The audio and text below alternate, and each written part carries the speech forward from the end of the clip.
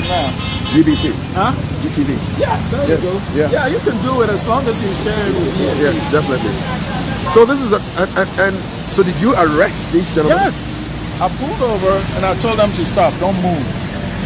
And I said, you're not moving.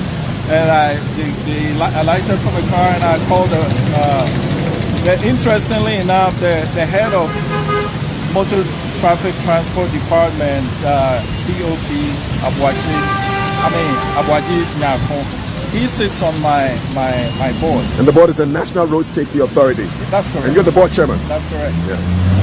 So I called him.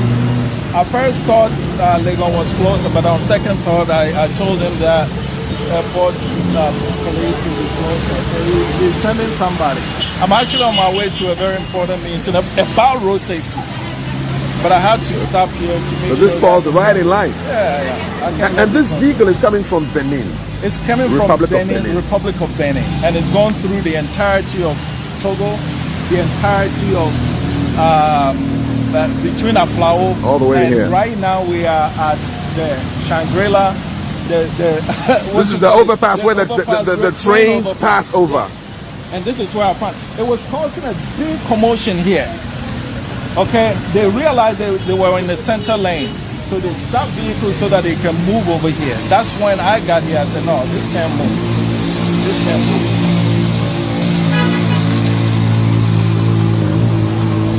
Wow. I don't know how we hope to develop this continent with this kind of behavior. I just don't know. I mean, look at this. The extra load that you took, however money you get paid with, you're going to turn around and use it to fix your food. Look at the charts. I don't know why they can't do that.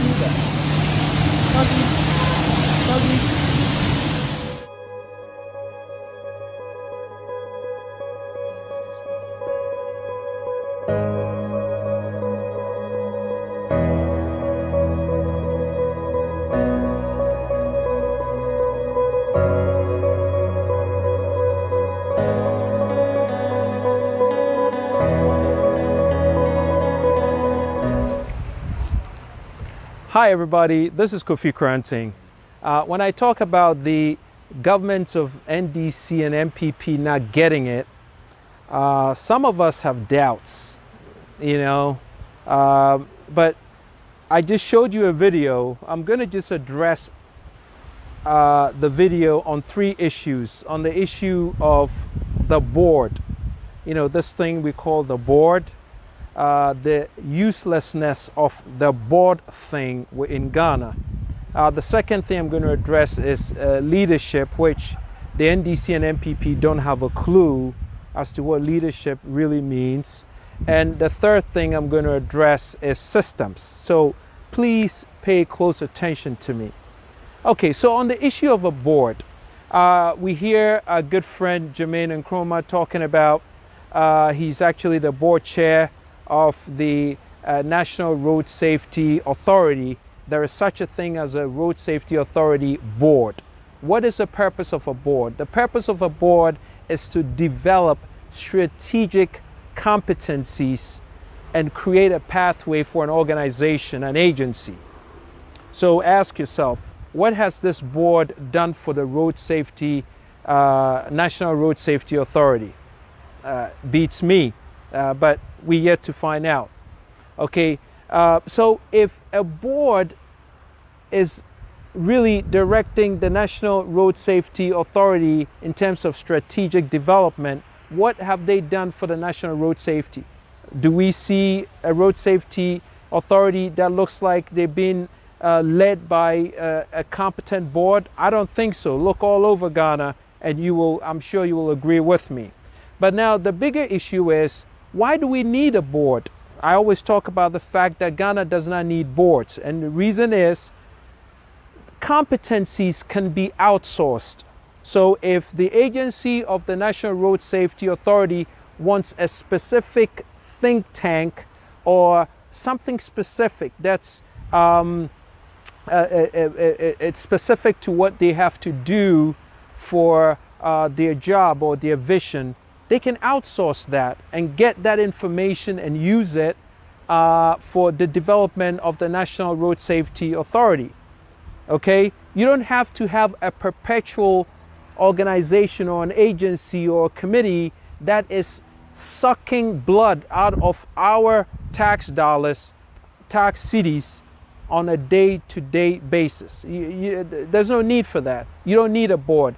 If you're going to hire a CEO or a managing director to manage or to lead an agency, they have to be competent enough that their leadership can meet and strategically put together a vision, a pathway. And if they have to need something outside of that scope, they can outsource that competency. One time, specific. So once the competency's done its job, they can let go so that it does not continually take money out of our tax money. Doesn't it make sense? That's why we don't need boards. This whole boards thing, it's old-fashioned. You could get on the computer on Google and get every information that you need. What is the purpose of a board? Guess what? It's just a money-making machine for the boys and the girls, right? It's a money-making machine for NDC and MPP. It does not bring any value to our agencies. No value at all. That's why we need to abolish these boards thinking. It's a waste of time, it's a waste of money, and it doesn't even bring any value. That's number one. Number two, on the issue of leadership, Mr. Nkrumah talks about, I have to come all the way to stop, get out of my car, I had to alight. Yeah, whatever.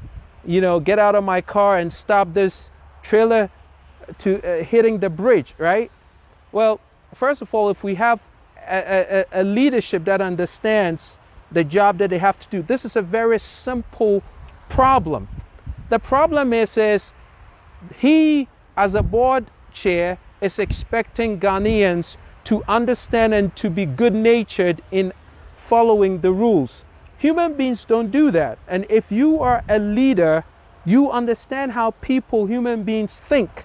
And you will never leave an idea like a person making a decision to help themselves to the person. It never works. You have to put in systems to guide people, okay? Systems to constrict people to an expectation. That's how it works. That's how it works in every developed nation. So Mr. Nkrumah is saying, hey, how do we hope to develop this continent with this kind of behavior? Well, the problem with that behavior is yours, Mr. Nkrumah, because you don't understand how human beings think. You see, you have to put in a system. Now, this can be solved at a very fundamental level. How do you solve it? Well, at the border, he just said that the tractor trailer came through Benin and Togo. Well, guess what? If you have a border there, which you should, and there are Ghanaian officials there, all you need to do is to put somebody who understands what the requirement is for a truck to meet before they enter Ghana. If they don't meet the requirement, they don't enter Ghana. And if by any means they were to exceed the weight requirement, you find them. 10,000 cities, I bet you they won't do it again. Do we do that? No, because all the tractor trailers belong to the ministers and all the big people, and they break the rules and they get away with it. How can this be a problem, Ghana? This is juvenile stuff. This is so, this is a problem that a board sits and thinks about. I could solve that in 30 seconds. You just have to put a trained person at the border who inspects every truck that's coming in. If they meet the requirement, they come in. If they don't, you fine them. That's all. This is so simple. You don't need a board to sit, deliberate over something this basic. The third thing is systems. We don't have systems. If we had systems, that somewhere, maybe the traffic police or the highway police are on the border, around the border areas, would have caught this guy who is driving a truck that is overladen with goods. We don't have a system like that. And even if we had a system that caught him, they pay 5 cities, 10 cities to whoever catches them and they get away with it. Why do we hurt ourselves every day and blame it to the poor citizens? Because we don't have a leadership that thinks. We don't have a leadership that knows how to think. And that's why I always talk about the fact that we have a clueless leadership. And when cluelessness meets unpreparedness, you have excuses, weak excuses like this coming to us that, oh, how can we develop like this when people behave this way? No, people will always behave like that. Right here, even in America, people behave like that.